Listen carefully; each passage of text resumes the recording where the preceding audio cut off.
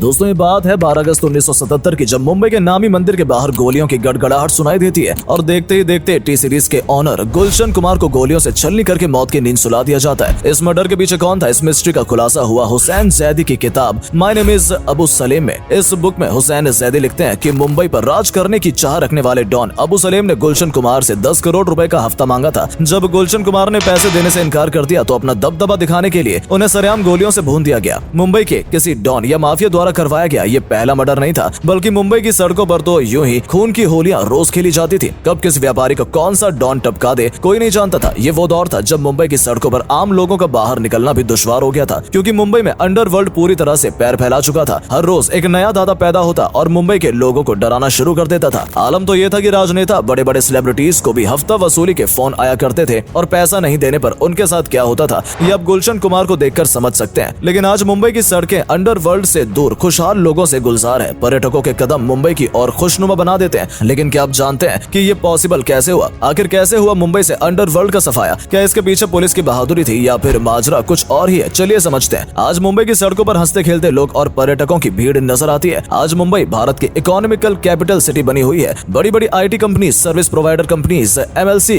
Companies के headquarter सब कुछ है माया नगरी में। और हर साल सुपरस्टार बनने का सपना लेकर न जाने कितने ही युवा इस शहर की ओर रुख करते हैं। आज से परे हम मुंबई के मीडियावाल इतिहास को देखें तो हमें मुंबई की सड़कों पर खेली जाती खून की होलियां नजर आएंगी। ये वो दौर था जब करीम लाला, वरदराजन, मुदालियर जैसे गैंगस्टर्स के एक इशारे पर किसी को भी सरेआम मार दिया जाता था। दिन दोपहर मर्डर्स का ऐसा सिलसिला चला कि मुंबई के नाम से भी सब लोग थर थर कांपने लगे। दरअसल इस खौफ की शुरुआत साल 1950 से ही हो गई थी। ये वो समय था जब मुंबई में शराब को बिल्कुल बैन कर दिया गया था। इससे जुड़े नियम बेहद सख्त थे, इतने की कफ सिरप्स को भी सिर्फ इसलिए बैन कर दिया गया क्योंकि उसमें अल्कोहल की कुछ गुंजाइश होती है। अब आप तो जानते हैं कि शराब ऐसा प्रसाद है जिसे पुजारी यानी कि शराबी जब तक ले नहीं लेते तब तक उनकी सुबह नहीं होती है। मुंबई में भी ऐसे पुजारियों की कमी नहीं थी और इन्हीं शराबियों की वजह से मुंबई में शुरू हुआ इलीगल शराब का गोरख धंधा। नुक्कड़ पर खड़े होने वाले लगभग हर टपोरी ने अपनी खुद की अवैध शराब की भट्टी डाल ली। गली के गुंडों ने भी यही किया और देखते देखते मुंबई में शराब की तस्करी बड़े पैमाने पर होने लगी। शराब की तस्करी को शुरुआत में ही रोका जा सकता था, लेकिन कहते हैं ना कि तब पुलिस इन छुटपुट गुंडों से पैसे लेकर इनके धंधे की संरक्षक बन गई थी, जिस वजह से मुंबई अंडरवर्ल्ड का घर और आतंक का दूसरा रूप बना। कुछ ही समय बाद मुंबई में कई शराब के तस्करों का जन्म हुआ। आप तो जानते ही हैं कि एक मियान में 2 तलवारें नहीं टिक सकती, यहाँ तो अनगिनत तलवारें थी। ऐसे में विवाद होना लाजमी था, सो हुआ भी यही। अब ये छुटपुट गुंडे गुंडागर्दी छोड़कर मुंबई पर राज करना चाहते थे, अपनी हुकूमत जमाना चाहते थे, इसलिए ये एक दूसरे के खात्मे पर ही उतर आए, जिस वजह से कभी किसी गैंग से जुड़े आदमी को शूट कर दिया जाता तो कभी किसी को चाकुओं से घोंपकर मौत की नींद सुला दिया जाता। इतना ही नहीं, अब इन माफियाओं ने शराब की तस्करी के साथ साथ बड़े बड़े उद्योगपति और राजनेताओं के साथ साथ बॉलीवुड सितारों से भी फिरौती मांगना शुरू कर दी, जिस वजह से आम लोगों के साथ साथ महान हस्तियां भी डर के साए में जीने को मजबूर हो गई। लेकिन मुंबई में असली अंडरवर्ल्ड की शुरुआत हुई तमिलनाडु के कुड्डलोर में 1 मार्च 1926 को जन्मे हाजी मस्तान से। हाजी मस्तान 8 साल की उम्र में अपने पिता के साथ मुंबई काम की तलाश में आया और साइकिल रिपेयरिंग का काम शुरू कर दिया। इसके बाद हाजी मस्तान ने मुंबई पोर्ट पर कुली का काम किया और यहीं से इसने क्राइम की दुनिया में कदम रख दिए। हाजी मस्तान की पॉपुलैरिटी किसी सेलिब्रिटी से कम नहीं थी। ले भले ये गैंगस्टर था, लेकिन मुंबई की आवाम इसको काफी पसंद किया करती थी, क्योंकि हाजी ने अंडरवर्ल्ड को एक अलग पहचान दी थी। वो भले ही अवैध धंधे किया करता था, लेकिन हाजी मस्तान ने जितनी भी हुकूमत की वो बिना बंदूक उठाए की। उसने कभी गोली नहीं चलाई, किसी की हत्या नहीं करवाई, लेकिन इसके बाद भी हाजी मस्तान मुंबई का सबसे बड़ा डॉन बना। मस्तान की पॉपुलैरिटी का अंदाजा आप once upon time in Mumbai को देखकर ही लगा सकते हैं, क्योंकि इस मूवी में अजय देवगन हाजी मस्तान का रोल प्ले करते नजर आए हैं। हाजी मस्तान को मर्सिडीज की सवारी करने और सफेद डिजाइनर सूट पहनने का बहुत शौक था। समुद्र की दुनिया में उसका सिक्का चलता था। हाजी मस्तान के बाद जितने भी माफिया आए उन्होंने अंडरवर्ल्ड को खून से रंग दिया। उनके एक इशारे पर लाशों का ढेर लग जाया करता था। ऐसे माफिया का नाम है करीम लाला। 1911 में पैदा हुआ करीम लाला अफगानिस्तान से मुंबई में आया था। गरीबी झेल चुके करीम लाला ने हाजी मस्तान का साथ पकड़ा और बन गया अवैध धंधों का बादशाह, लेकिन वो हाजी मस्तान से बेहद अलग था। करीम लाला को बंदूकों से खेलना उतना ही पसंद था जितना बच्चों को खिलौने से खेलना होता है। करीम लाला के बाद मुंबई में एक और डॉन का उदय हुआ, जिसे वरदराजन मुदालियन के नाम से जाना जाने लगा। वरदराजन मद्रास से मुंबई पहुंचा था और VT स्टेशन पर कुली का काम करने के बाद वरदराजन ने भी क्राइम की दुनिया में अपने पैर जमा लिए। एक समय ऐसा आया जब इन तीनों माफियाओं ने अपना इलाका बांट लिया और धंधे की दुनिया में और अंदर तक धंसते चले गए। लेकिन इनके राजपाट का सफाया करने मौत का दूसरा रूप बनकर आया दाऊद इब्राहिम, जिसे भारत के सबसे बड़े अपराधियों की लिस्ट में शुमार किया गया है। 1993 में मुंबई में 2 घंटे 10 मिनट के अंदर एक के बाद एक लगातार 12 धमाके हुए। इन 12 धमाकों के बाद एक लगातार 14 बार ब्लास्ट हुए। इसमें 257 से ज्यादा लोगों ने अपनी जान गंवा दी थी, तो वहीं 1300 से ज्यादा लोग बुरी तरह घायल हो गए। इस बम धमाके में दाऊद दाऊद के साथ साथ बॉलीवुड की कुछ हस्तियां का भी नाम शामिल आया, जिसमें से एक है संजय दत्त। संजय दत्त पर यह आरोप लगा था कि उन्होंने अबू सलेम और सिद्दीकी से AK-47 लेकर उन्हें अपने घर पर रखा था। इस खुलासे के बाद संजय दत्त ने कई दलीलें दी, जैसे उनका कहना था कि ये हथियार उन्होंने अपने परिवार की सुरक्षा के लिए रखे थे। उनका इन बम धमाकों से कोई नाता नहीं है, पर अफसोस कि उनकी दलीलों पर पानी फिर गया और कोर्ट ने उन्हें जेल भेज दिया। लेकिन ये जेल किसी पिकनिक से कम नहीं थी, क्योंकि इस दौरान जब संजय दत्त का मन करता वो बाहर घूमने फिरने चले आते थे। खैर 1993 में हुए इस बम धमाके ने दाऊद का जितना खौफ फैलाया, उतनी ही मुंबई पुलिस, जो बीते लंबे समय से घोड़े बेचकर सो रही थी, उसकी नींद को तोड़ने का काम भी किया। इस बम धमाके के बाद न सिर्फ पुलिस एक्शन मोड में आई, बल्कि जो हायर एजेंसीज थी जैसे CBI, नार्कोटिक्स डिपार्टमेंट और दूसरे डिपार्टमेंट्स को भी मुंबई पुलिस से सीधे कनेक्ट किया गया। लेकिन अब भी अंडरवर्ल्ड के खात्मे के लिए कुछ ऐसा नहीं हो पाया था जो होना चाहिए था। लेकिन दाऊद के ही चेले यानी कि छोटा राजन ने पुलिस को यह अफसोस करने का मौका ज्यादा दिन तक नहीं दिया। दरअसल मुंबई बम ब्लास्ट के बाद छोटा राजन अपनी अलग दादागिरी क्लास चलाना चाहता था। अब वो दाऊद से अलग होकर खुद मुंबई पर राज करना चाहता था, इसलिए उसने दाऊद को किक मार दी और निकल पड़ा कुछ गुंडों के साथ मुंबई का किंग बनने। इस दौरान मुंबई की सड़कों पर लगभग रोजाना एक मर्डर होने लगा, क्योंकि छोटा राजन हफ्ता वसूली करने निकलता और उसे दुत्कार दिया जाता। इसलिए वो जब मन करता, जिसे मन करता, उसे टपका देता। छोटा राजन को देख मुंबई की दूसरी छुटपुट गैंग भी उद्योगपतियों, आम लोगों और फिर फिल्म इंडस्ट्री से जुड़े लोगों पर अपना दबदबा बनाने लगी, जिस वजह से मुंबई पुलिस भी तंग हो चुकी थी। इसी दौरान छोटा राजन गैंग काफी एक्टिव थी